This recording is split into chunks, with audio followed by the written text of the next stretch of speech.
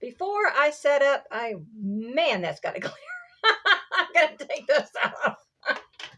Before I set up the sewing machine, let's work out a few things.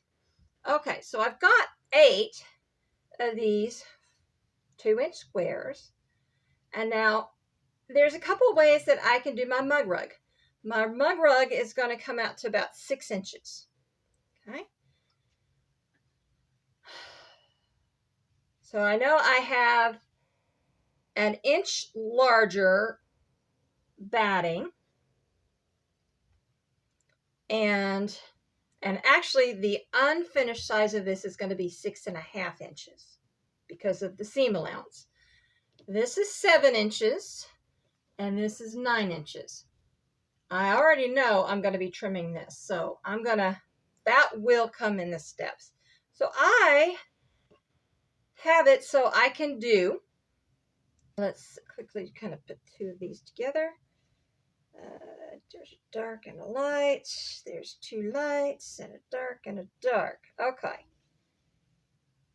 Let's put this close to each other. And I'm doing it on this because if I did it on the mat, you might not see some of the lighter ones.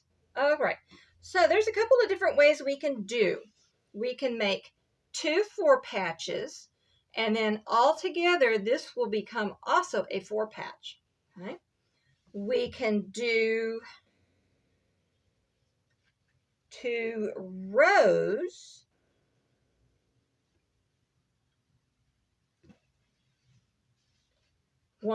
2 rows of the 2s, and then the 3.5-inch squares. Or we could do a double row of the 2-inch and a single row of that. If we're going to row these 2 will go together. Okay, just keep that in mind. If you know what you're going to do beforehand, it helps to be able to stitch it. All right, now I'll get the sewing machine out.